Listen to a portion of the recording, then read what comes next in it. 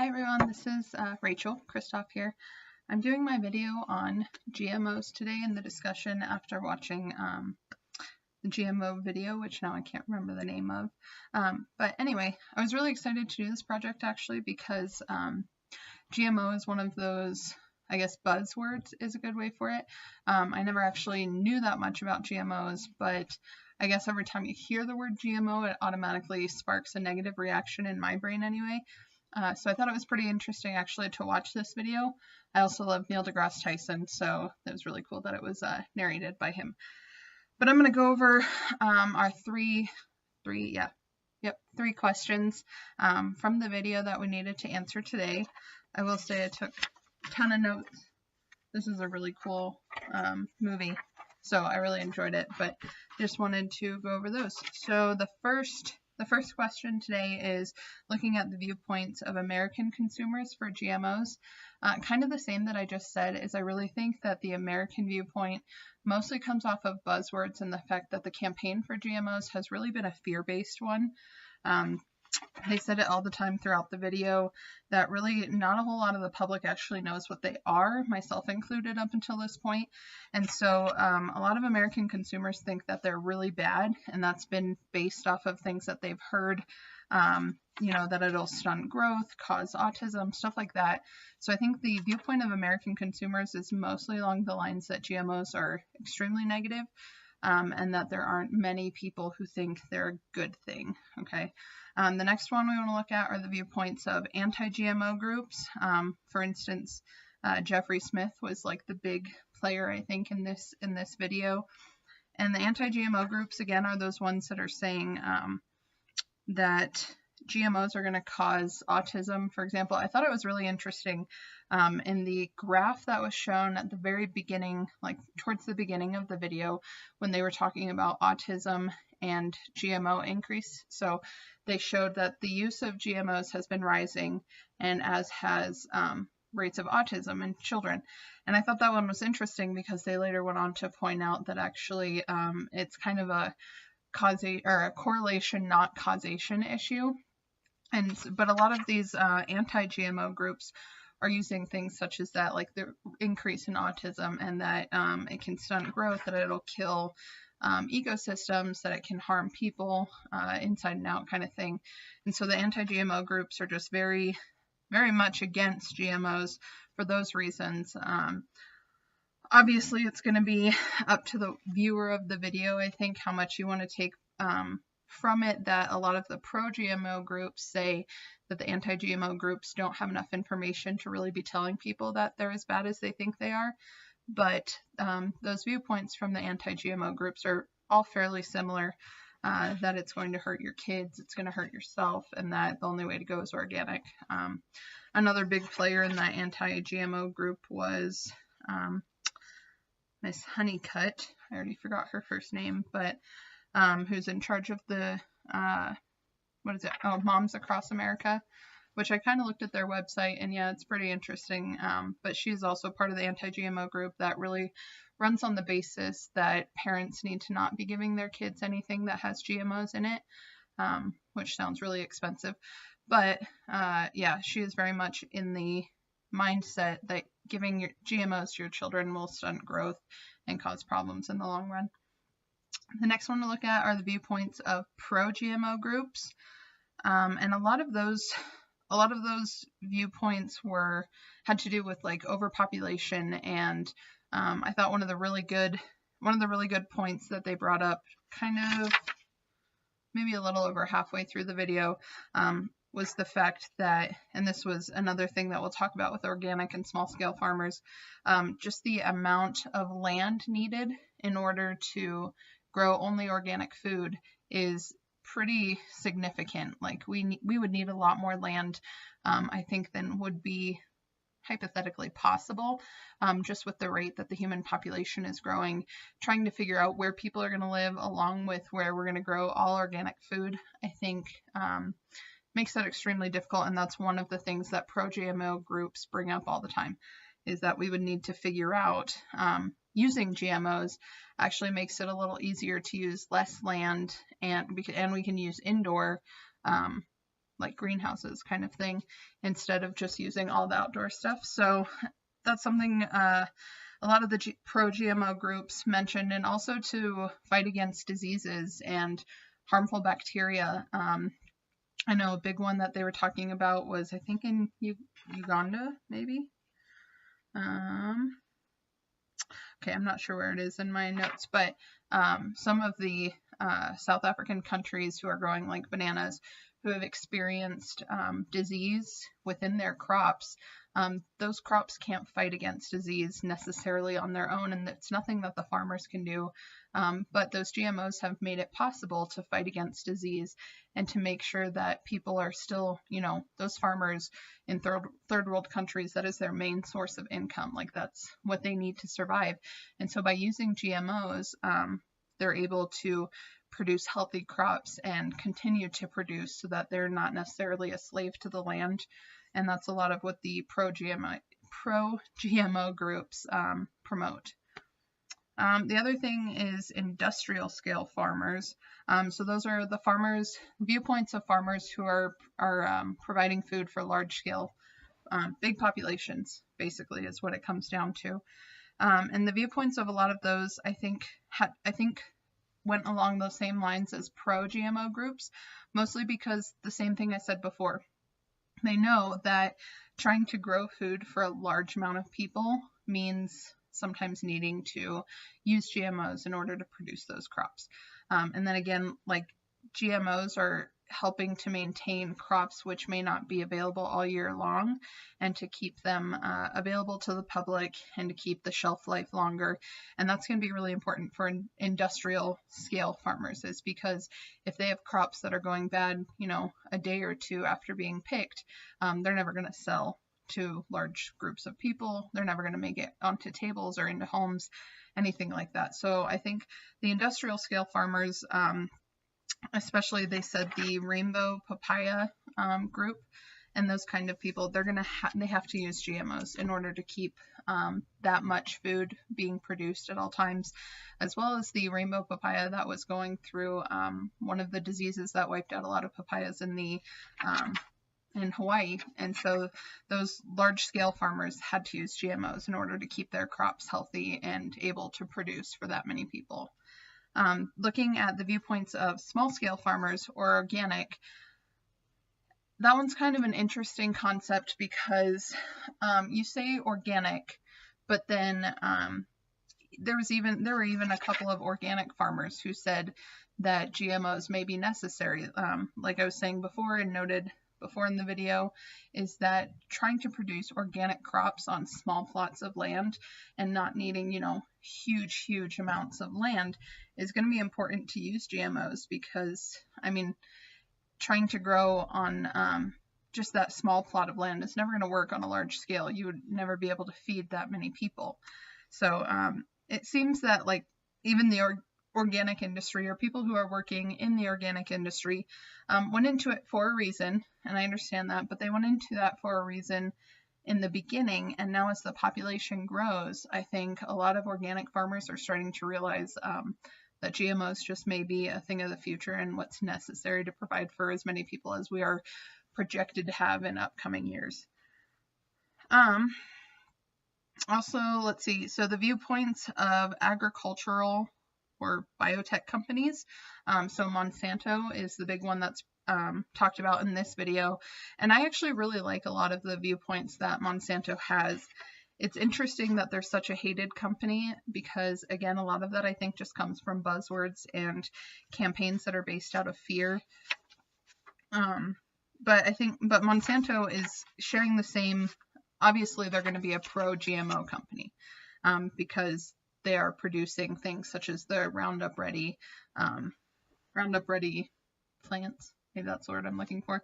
And so obviously they're gonna flow with a lot of the same pro-GMO group points, and that is that a lot of places that are seeing disease or famine, by using GMOs produced by companies such as Monsanto, they can keep their crops healthy and, again, produce for as many people as they need, as well as bringing in income when they're exporting to countries that need those foods.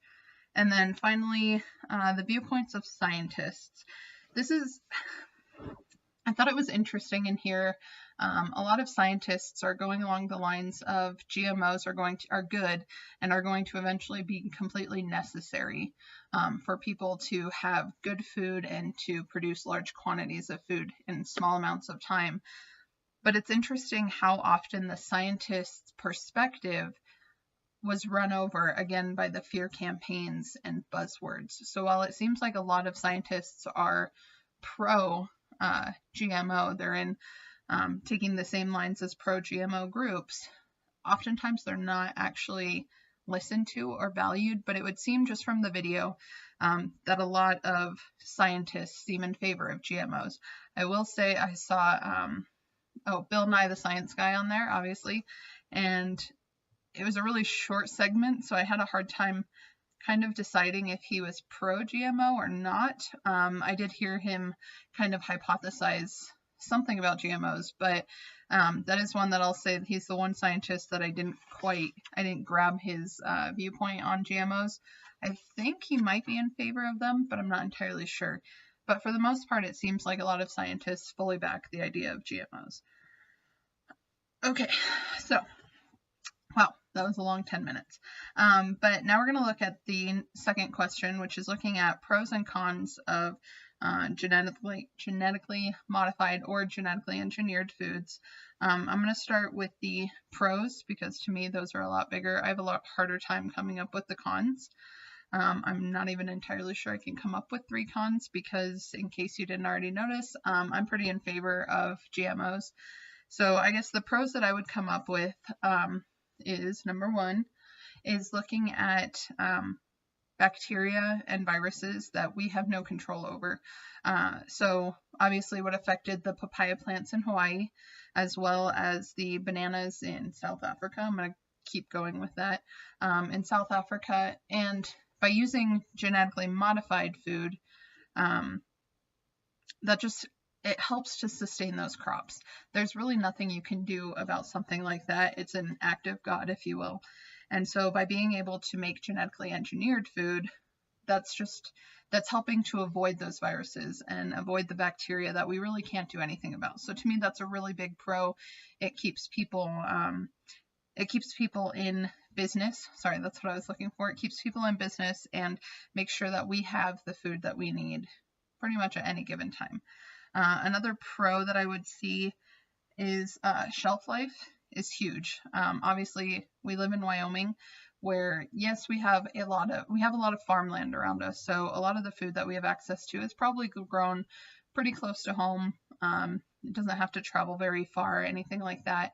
But I think of other places, let's say Florida. Okay, I'm going to use Florida. Sure, they may have a lot of good seafood, but as far as their plant and just imports of different foods that you or I might be accustomed to, let's say, I don't know, I'm having a really hard time thinking of this now, things like tomatoes, not oranges, strawberries, stuff like that we might have on an everyday basis, potatoes. I'd be curious to see how different it is to import those things to different cities or towns in Florida as opposed to in Cheyenne, Wyoming. Kind of the same if you look at the opposite end of it, how it would be to import like fish and other seafood to Cheyenne, Wyoming, as opposed to getting it in, Key West, Florida.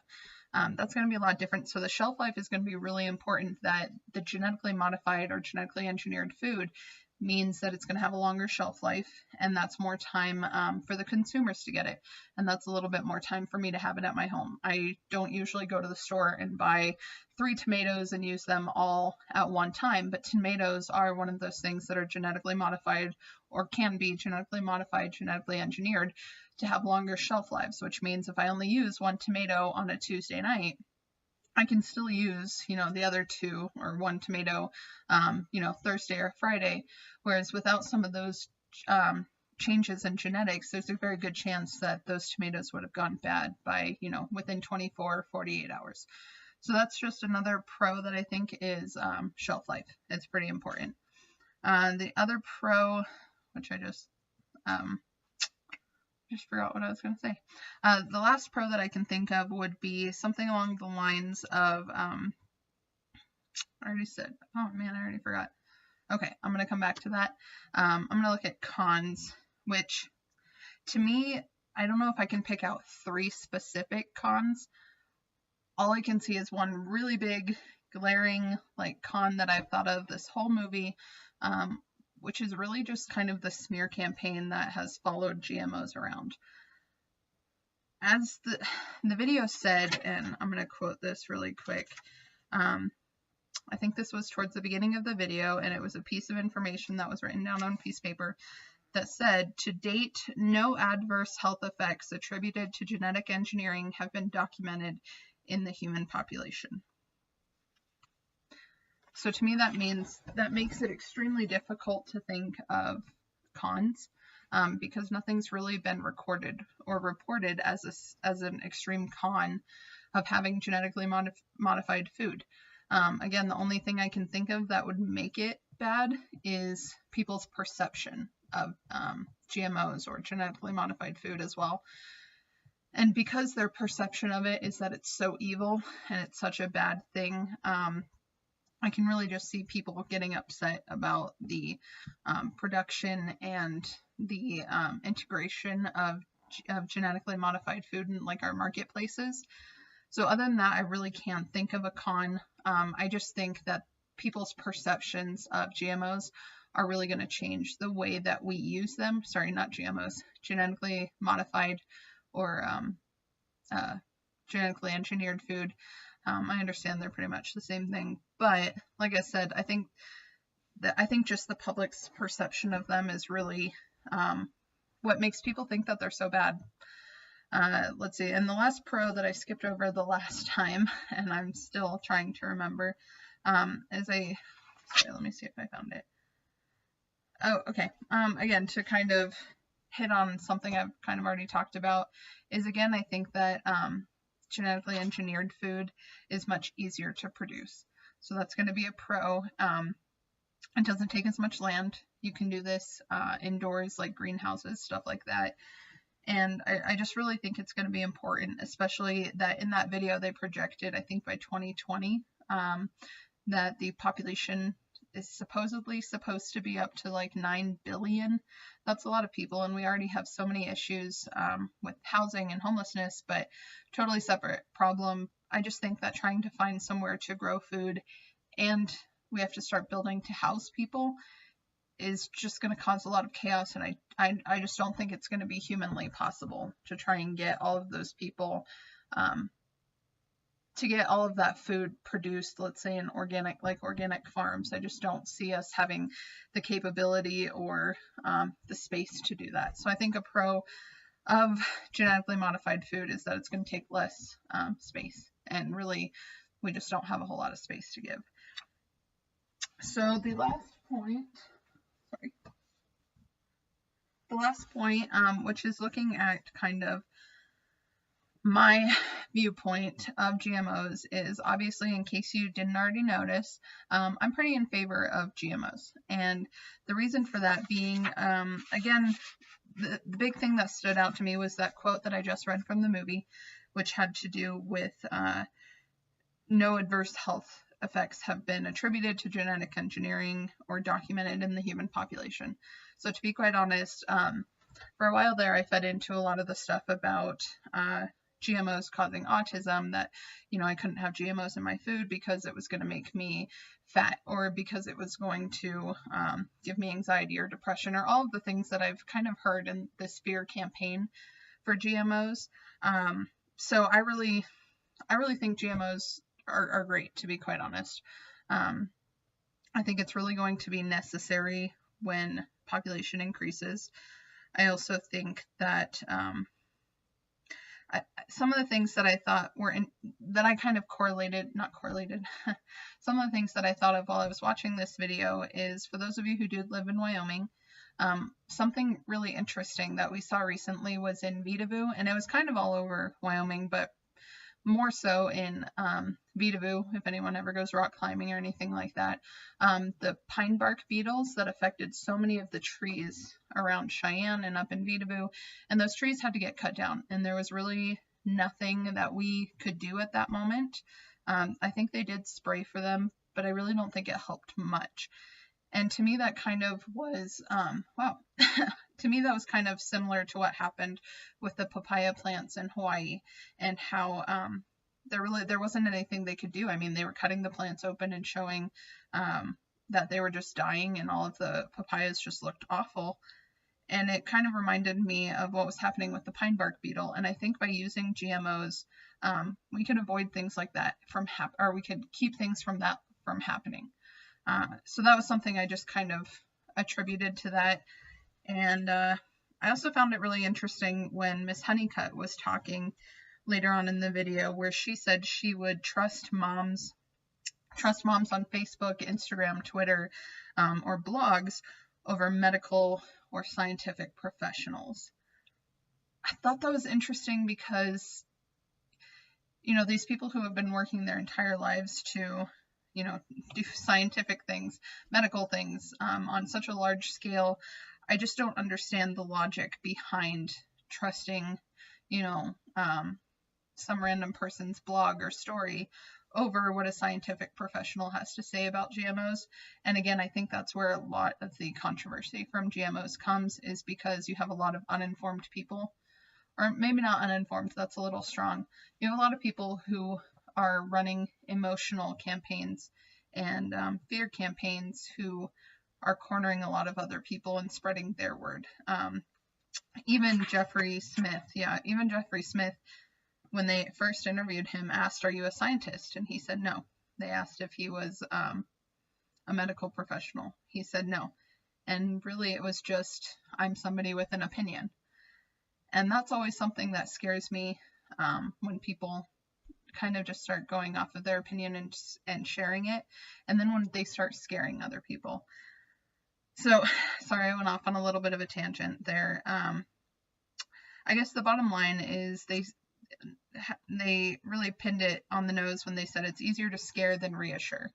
I really believe that GMOs are going to be important, and I think they're necessary. So I really hope, I'm going to watch the other video that was posted, but I really hope that people gain a little more insight, and in the next couple of years we kind of make some decisions on whether or not we're going to use GMOs to our benefit, or if we're going to I guess let the smear campaign continue, and hope that it doesn't hurt us in the end. So anyway, thank you for watching. Sorry that was a long video, but I really enjoyed the topic and it was fun to talk about. See ya.